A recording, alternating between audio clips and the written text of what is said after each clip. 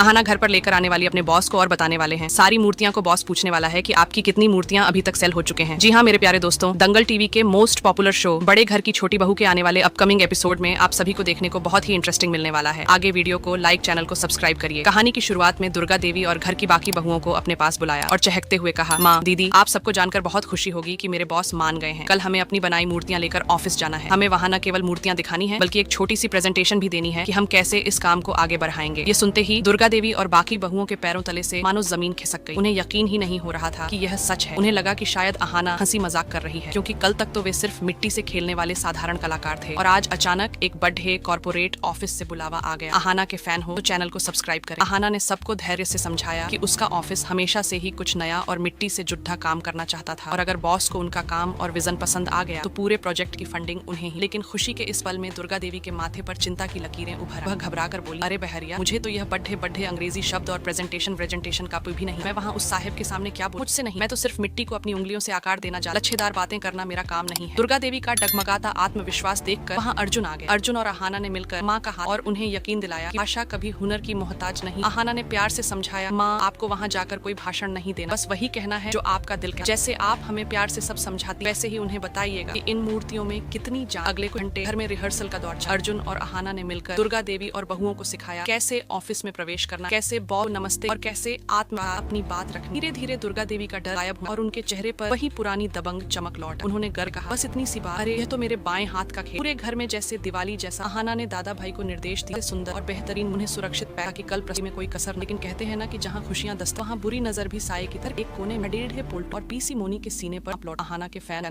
जो कभी पारो अहाना को अपने जूतों के नीचे अपना आज परिवार कामयाबी जल भुना मन ही मन। एक तो यह पारो तलाक देकर और गुजारा भत्ता मांग कर मेरी नाक में दम किया और अब ये लोग सरकारी प्रोजेक्ट लेकर रईस बनेंगे। मैं ऐसा कभी नहीं। पोल्टू ने अपनी साजिश का जाल बुना। उसने चालाकी से अहाना के ऑफिस के स्टाफ की कुंडली निकाली और उसे पता चला कि वहाँ गोपाल नाम का एक कर्मचारी है जो भ्रष्ट है और अहाना की तरक्की चिढ़ता। पोल्टू ने फौरन गोपाल से संपर्क और उसके कान में उसने गोपाल से कहा, गोपाल भाई जिसे तुम बड्ढी ईमानदार समझते हो वह अहाना बहुत बड्ढी खिलाड़ी। वह सरकारी पैसा हड्डा अपने के लिए अपने ही घर वालों को आगे कर। जिन औरतों को वह बद्धा कलाकार बता रही है वे कोई और नहीं बल्कि उसकी अपनी सास और जेठानियां। वह कंपनी की तिजोरी अपने घर में खाली करना। गोपाल जो पहले से ही अहाना के काम के प्रति समर्पण देखकर चिढ़ा हुआ था, पोल्टू की बातें सुनकर उठा। उसे लगा कि अब उसके हाथ में अहाना को तबाह करने का ब्रह्मास्त्र आ गया। उसने पोल्टू से हाथ मिलाया और वादा किया कि वह कल ऑफिस में ऐसा तमाशा खड़िया अच्छा करेगा कि अहाना की नौकरी और इज्जत दोनों धूल में मिल जाए। अगली सुबह का सूरज एक नई परीक्षा। दुर्गा देवी, बहुएं और अहाना ऑफिस। हालांकि वे थोड़े डरे हुए लेकिन एक दूसरे का साथ उन्हें हिम्मत दे रहा। कॉन्फ्रेंस रूम में पहुंचते ही दुर्गा देवी ने अपनी बनाई मूर्तियां करीने मेज पर। जैसे ही बॉस कमरे में आए, दुर्गा देवी ने अहाना की सिखाई बातों को किनारे रख अपने सहज अंदाज में बात करना शुरू। उन्होंने बताया कि कैसे यह मिट्टी उनकी पहचान है, कैसे इस काम से वे गाँव की सैकड़ों बेरोजगार औरतों सम्मान के साथ काम दे और कैसे हमारी मिट्टी की यह कला पूरी दुनिया में भारत का नाम ऊंचा कर सकती है। अहाना के फैन हो तो चैनल को सब्सक्राइब। जो अमूमन फाइलों और आंकड़ों में उलझे रहते, दुर्गा देवी की सादगी, उनके स्पष्ट विजन और गजब के आत्मविश्वास से पूरी तरह प्रभावित। उन्होंने अपनी सीट से खड़ी डीडे होकर तालियां बजाई और बोले, अद्भुत, मुझे यही ईमानदारी और यही जज्बा चाहिए। अहाना तुमने सही कहा था, हुनर असली। मैं अभी इसी वक्त प्रोजेक्ट को अपनी मंजूरी देता हूँ। अहाना की आंखों में खुशी के आंसू छलक। उसे लगा कि बरसों की मेहनत और अपने परिवार को सम्मान दिलाने का सपना आज पूरा। लेकिन खुशियों का यह महल अभी आधा ही हुआ। गोपाल और रूपा ने चैनल को सब्सक्राइब कर